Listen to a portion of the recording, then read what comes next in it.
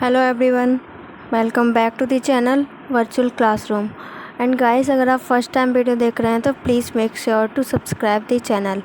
And if you have any query regarding any topic then you can ask me in the comment section below. So today I will explain you about the class 10th geography chapter 1, that is sources and development. And today in this video I will explain you what are sources and their classification. So guys, let's start the chapter. This chapter is all about resources and their development. हमारे environment में available सारी चीज़ें जो हमारी needs को satisfy करने में use की जा सकती हैं एंड जिसको बनाने के लिए टेक्नोलॉजी अवेलेबल हो, इकोनॉमिकली फीजिबल हो और कल्चरली मीन्स सांस्कृतिक रूप से एक्सेप्टेबल हो, उसे हम कहते हैं रिसोर्सेज। हमारे इन्वायरमेंट में अवेलेबल थिंग्स का ट्रांसफॉर्मेशन करने में ये नेचर, टेक्नोलॉजी एंड इंस्टीट्यूशंस एक दूसरे पर इंटरडिपेंडेंट हैं। ह्यूमन बींग्स नेचर के साथ टेक्नोलॉजी के थ्रू इंटरेक्ट करते हैं और अपने इकोनॉमिक को डेवलप करने के लिए इंस्टीट्यूशन क्रिएट करते हैं। रिसोर्सेज को कुछ बेसिस पर क्लासिफाई किया गया है। फर्स्ट वन है on the basis of origin. इसमें टू टाइप्स के होते हैं, first biotic and second abiotic. And second one है on the basis of exhaustibility. इसमें भी टू टाइप्स के होते हैं, first one is renewable and second one is non renewable. And third one है on the basis of ownership. इसमें four types के होते हैं, individual, community, national and international. And fourth one है on the basis of status of development. इसमें भी four types के होते हैं sources, potential, developed, stock and reserve. अब हम पढ़ेंगे on the basis of origin का जो बायोटिक रिसोर्सेज है क्या होता है। ये वो रिसोर्सेज हैं जो हमें बायोस्फीयर में मिलते हैं और इनमें लाइफ होती है। For example human beings, flora and fauna, fisheries, life stocks etc. And abiotic resources क्या होते हैं? ये वो रिसोर्सेज हैं जिनमें लाइफ नहीं होती है। ऑल नॉन लिविंग थिंग्स को हम बोलते हैं abiotic resources. For example rocks and metals. अब हम पढ़ेंगे on the basis of exhaustibility.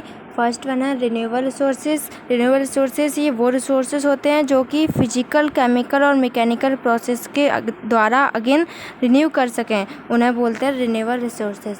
For example solar and wind energy, water, forest and wild life etc.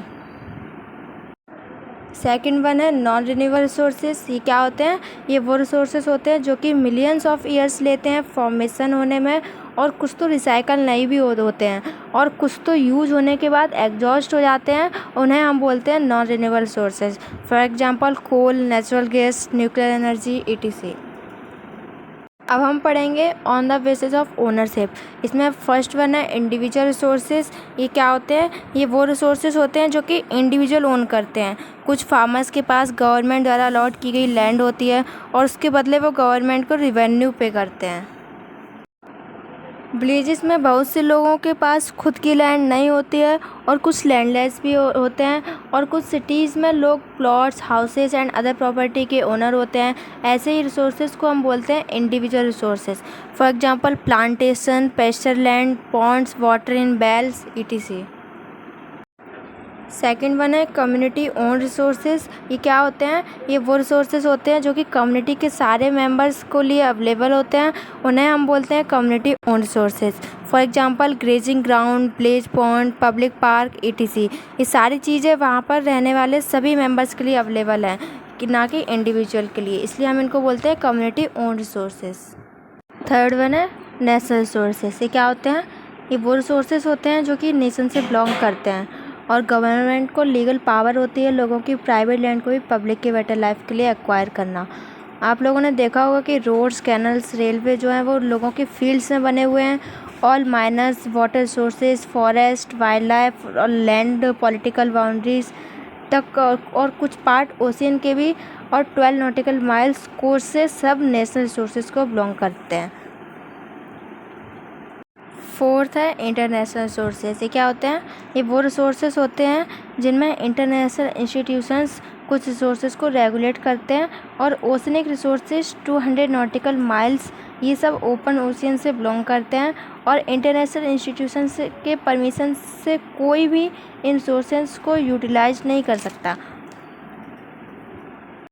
अब हम पढ़ेंगे on the basis of status of development. इसमें भी 4 types के होते हैं। फर्स्ट वन है पोटेंशियल रिसोर्सेज। ये क्या होते हैं? ये वो रिसोर्सेज होते हैं जो कि किसी रीजन में पाए जाते हैं पर उनको यूटिलाइज नहीं किया जाता। ऐसे रिसोर्सेज को हम बोलते हैं potential resources. For example, India के वेस्टर्न पार्ट में राजस्थान और गुजरात में विंड एंड सोलर एनर्जी की अनलिमिटेड पोटेंशियल है, बट इनका प्रॉपर डेवलपमेंट नहीं हुआ है। ऐसे रिसोर्सेज को हम बोलते हैं पोटेंशियल रिसोर्सेज। सेकंड वन है डेवलप्ड रिसोर्सेज। ये क्या होते हैं? ये वो रिसोर्सेज हैं जिनका सर्वे किया जा चुका है और उनकी क्वालिटी और क्वांटिटी यूटिलाइज के लिए डिटरमाइन की जा चुकी है। ऐसे रिसोर्सेज को हम बोलते हैं डेवलप्ड रिसोर्सेज। और रिसोर्सेज के डेवलपमेंट टेक्नोलॉजी और उनके लेवल ऑफ फिजिबिलिटी पर डिपेंड करता है। थर्ड वन है स्टॉक। ये क्या होता है?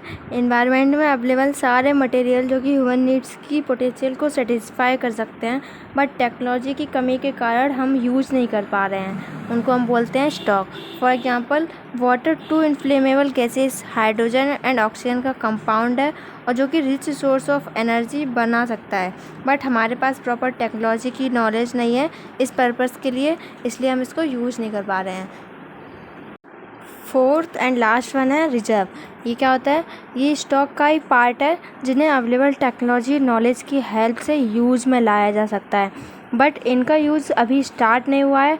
इनका यूज़ फ्यूचर में रिक्वायरमेंट को फुलफ़िल करने के लिए किया जा सकता है। जैसे रिवर के वाटर को हाइड्रो इलेक्ट्रिक पावर जनरेट करने के लिए यूज किया जा सकता है, बट एट प्रेजेंट टाइम में ये लिमिटेड एक्सटेंट तक ही यूटिलाइज हो रहा है। इसी तरह डैम्स में वाटर एंड फॉरेस्ट ETC सब रिजर्व हैं और जो कि फ्यूचर में यूज़ किए जा सकते हैं। इनको हम बोलते हैं reserves. So thank you guys for watching my video, and if you like my video then please like, share and subscribe it also.